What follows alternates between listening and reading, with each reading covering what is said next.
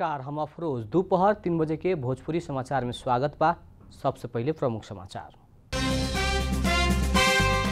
प्रधानमंत्री देउवा सहित के टोली आज बाड़ा भूस्खलन से भइल क्षति अवलोकन खातिर पूर्वी नेपाल के भ्रमण में टोली आज काठमाडौँ लौटे के कार्यक्रम।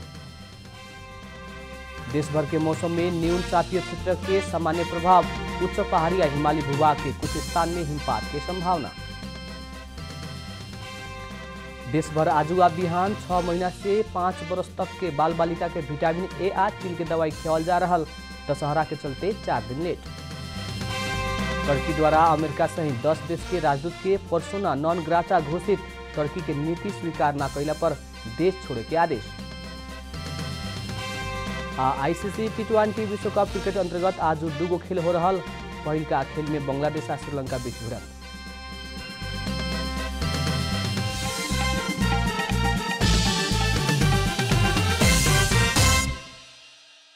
अब पूरा समाचार। प्रधानमंत्री शेरबहादुर देउवा आज पूर्वी नेपाल के निरीक्षण में गई बानी। प्रधानमंत्री सहित के टोली आज सवेरे 8 बजे नेपाली सेना के हेलीकॉप्टर से पूर्वी नेपाल के भ्रमण में निकलल बानी। प्रधानमंत्री के सचिवालय के अनुसार प्रधानमंत्री देउवा आज सुनसरी, मोरङ, इलाम, पाँचथर लगायत जिला में बाढ़ आ भूस्खलन से पुगावल क्षति के अवस्था बारे बुझे के आ निरीक्षण करे के कार्यक्रम बा। ओकरा बाद इलाम आ पाँचथर के सीमा में पड़े वाला राके बजार में दोनों जिला के प्रमुख जिला अधिकारी सबसे संयुक्त रूप में बाढ़ भूस्खलन से पुगावल क्षति के अवस्था सरकार से करे वाला काम के बारे में छलफल करे के कार्यक्रम भी तय भइल बा।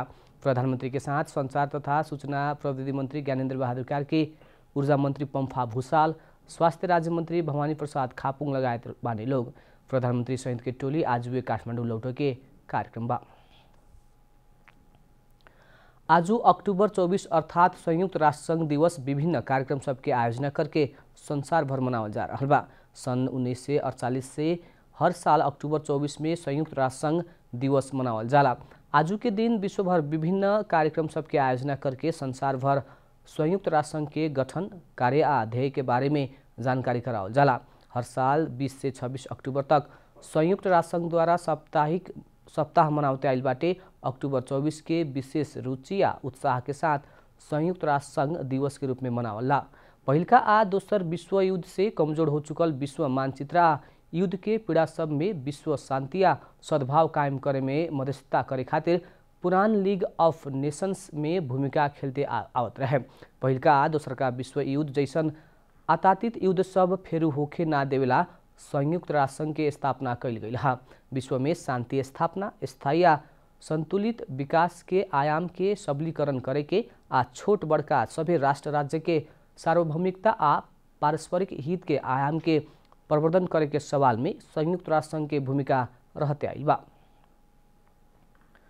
देश भर के मौसम में न्यून चापीय क्षेत्र के सामान्य प्रभाव रहल बा। जल तथा मौसम पूर्वानुमान महाशाखा जनौले बाटे हाल देश भर आंशिक से सामान्य बदली रहत बागमती या गंडकी प्रदेश के 1 या 2 स्थान सब में हल्का छिटपुट वर्षा हो रहल महाशाखा जनौले बा। दोपहर देश भर आंशिक से सामान्य बदली रही। सभी प्रदेश के कुछ स्थान सब में मेघ गर्जना, ठनका सहित हल्का से मध्यम वर्षा की संभावना रहल महाशाखा जनौले बा।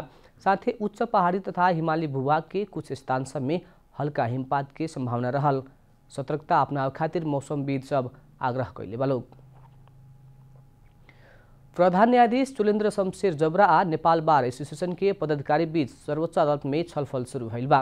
प्रधान न्यायाधीश के बारे में सवाल उठते गईल विरोध शुरू भइला बाद ई विषय में नेपाल बार एसोसिएशन कोनो धारणा सार्वजनिक नहीं कैले। प्रधान न्यायाधीश जबरा पर कार्यपालिका में भाग खोजल और न्यायपालिका के साख जोगाव के भूमिका ना खेलर आरोप लगावल गईल बा। आरोप के कारण न्यायपालिका ऊपर के विश्वास घटते गईल और प्रधान न्यायाधीश अपने विकल्प देव पड़े के कहत पूर्व न्यायाधीश मंच विज्ञप्ति जारी कैले रहे। ऐसन अवस्था में प्रधान न्यायाधीश कैसे प्रस्तुत होखियन और न्यायिक निष्पक्षता में उठल सवाल में प्रधान न्यायाधीश के कैसन भूमिका रही लगात विषय में छलफल होखे के बतावल गईल बा। नेपाल बार एसोसिएशन समय मांगला बाद प्रधान न्यायाधीश जबरा छलफल के खातिर समय छुटेले रहनी। इससे पहले संवैधानिक परिषद के नियुक्ति संबंधी विवाद में प्रधान न्यायाधीश समझदारी पालना ना कैल कहत बार एमिकस क्यूरी सिफारिश कैले नइखे। प्रधान न्यायाधीश संवैधानिक इजलास में रहे वाला ना हो वाला विवाद एकल इजलास में पठावला बाद न्यायाधीश हरिप्रियाल के एकल इजलास से वो विषय के निरूपण के खातिर एमिकस क्यूरी गठन के आदेश करत संवैधानिक परिषद जारी सुनवाई रोके खातिर आदेश देले रहे। भोजपुरी समाचार में अब छोट विश्राम।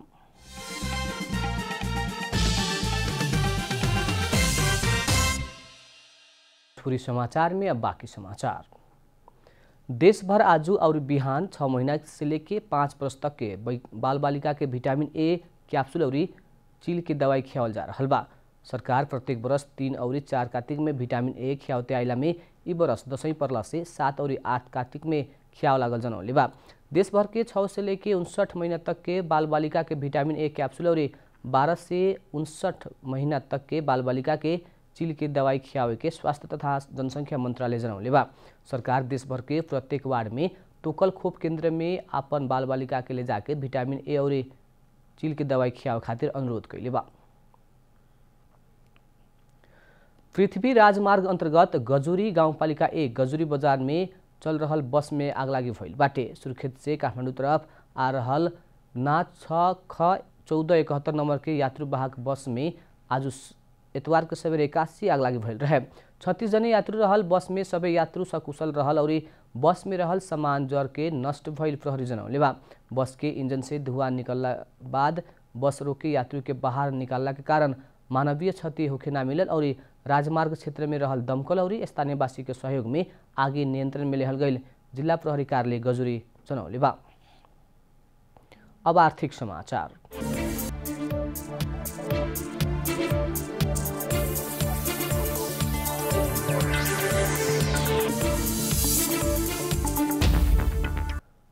स्वदेशी उत्पादन से धाने ना सकला के कारण बीतल वर्ष जैसन ई बरस भी दीपावली के खातिर 50,000 से ज्यादा सयपत्री फूल के माला आयात होके फैल बा। बेमौसमी पानी पड़ला के कारण फूल नष्ट भइला से भारत से फूल के माला आयात करे के तैयारी रहल बतावल गइल बा। नेपाल में हरेक बरस 15 से 20% के दर से फूल के मांग बढ़ते गइल तथ्याङ्क बाटे। उत्पादन क्षमता गुणात्मक वृद्धि भइला पर भी अन्य देश के भर पर ना पड़े के व्यवसायी सब बतौले बा। बीतल वर्ष के दीपावली में भारत से 2 लाख सयपत्री माला ल्यावल गइल रहे। फूल उत्पादन में कमी आइला पर भी ई बरस मांग ज्यादा बढ़ल बा। फूल लगावेला समय फागुन से साउन तकले रहल और उस समय में कोरोना वायरस संक्रमण जोखिम के कारण व्यवसायी सब लगानी करे ना सकल बतावल गइल बा, जेकरा कारण फूल उत्पादन में असर देखल गइल बा। ई बरस के दीपावली में 18,50,000 माला के मांग बाटे। ओ मध्य 15,50,000 सयपत्री और 3 लाख मखमली एवं गोदावरी फूल के माला के मांग रहल बा। मांग ज्यादा और अन्यत्र से बीतल बरस जैसन भी ज्यादा फूल आयात करे पड़े के भइला से ई बरस मूल्य वृद्धि हो सके के बतावल गइल बा। 1 मीटर सयपत्री फूल के माला के दाम 60 से 70 रुपया तक पुगे के अनुमान कइल गइल बा। ई बरस बीतल 2 बरस के तुलना में 15% फूल के मांग ज्यादा बाटे। भारत से ल्यावे के फूल दीपावली शुरू होके से 3 दिन बाकी रहल समय नेपाल आपुगे के बतावल गइल बा। लंबा समय से कोरोना वायरस संक्रमण के कारण दैनिक 1 करोड़ के नुकसानी बेहो रहल पुष्प व्यवसायी सब अभिन करीब 70 लाख के कारोबार शुरू कैले बा। कोरोना महामारी होके से पहले कुआर से फागुन तक महीना के फूल के ज्यादा व्यापार होखलाटे अभिन स्वदेश में ही 95% फूल उत्पादन होके लागला बाद ई बरस उत्पादन में कमी होके के अनुमान कैल गेल बा।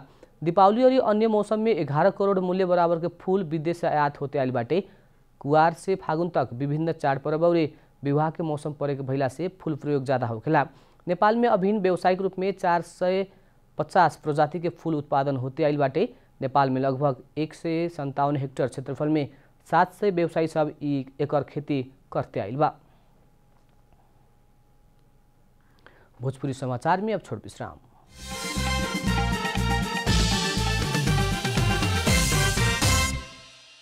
भोजपुरी समाचार में अब अंतर्राष्ट्रीय समाचार। टर्की अमेरिका सहित 10 देश के राजदूत सबके पर्सोना नन ग्राटा अर्थात अवांछित व्यक्ति घोषित कैले बा। टर्की के राष्ट्रपति रिसेप तैयब एर्दोगान अमेरिका, जर्मनी और फ्रांस सहित 10 देश के राजदूत सबके टर्की के नीति स्वीकार न कैला पर देश छोड़े खातिर आदेश देले बाड़न। 10 देश के राजदूत सब अभियंता ओसाम कालाभाग के तत्काल रिहा के मांग करत संयुक्त वक्तव्य जारी कैला बाद राष्ट्रपति एर्दोगान ऐसा आदेश देला हवन। संचय के राष्ट्रपति एर्दोगान अपना समर्थक सबके संबोधन करत राजदूत सबके टर्की के परराष्ट्र मंत्रालय में आके आदेश देवे के ना सके के बतौले बाड़न। अभियंता ओस्मान बीतल 4 बरस से जेल में बाड़न। उनका ऊपर प्रदर्शन तथा कू के प्रयास कैल अभियोग लागला के बाद दोषी ठहर भइल नइखन। टर्की अभिन्न अवांछित व्यक्ति घोषित कईल 10 मध्ये 7 राजदूत टर्की सँगै नेटो सैन्य गठबन्धन के सहयात्री रहल बाटे। अब खेलकुद समाचार।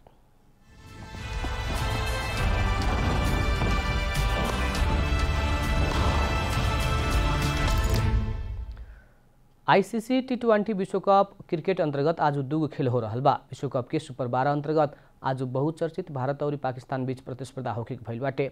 समूह 2 में रहल भारत और पाकिस्तान बीच के खेल रात के 7:45 बजे से शुरू होगी। भारत और पाकिस्तान बीच लंबा समय से राजनीतिक तनाव रहते आयल बाटे, जेकरा असर खेल क्षेत्र में समेत देखल जाला।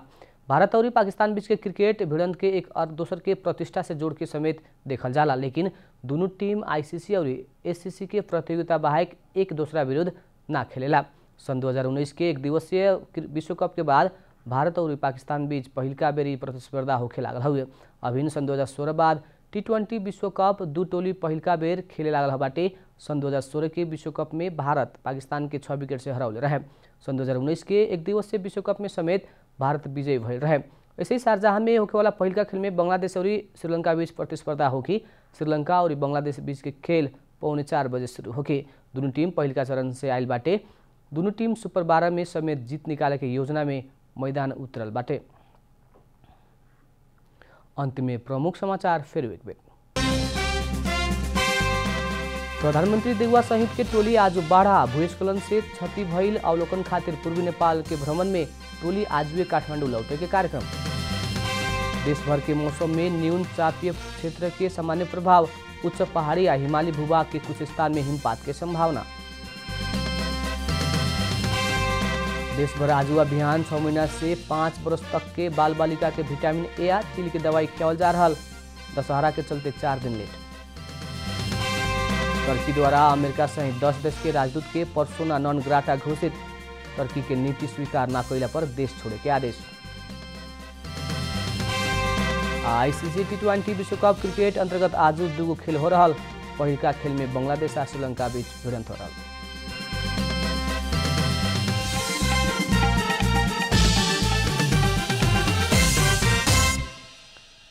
भोजपुरी समाचार अभी खातिर इतना ही। जनता द्वारा जनता खातिर प्रसारित जनता टेलीविजन के कार्यक्रम सब यूट्यूब, ट्विटर, फेसबुक और हमने के वेबसाइट जनतासमाचार.com में भी पढ़ा देख सकत बानी। सूचना में अपने के सहभागिता, समय में समाचार हमने के प्रतिबद्धता। प्रणाम।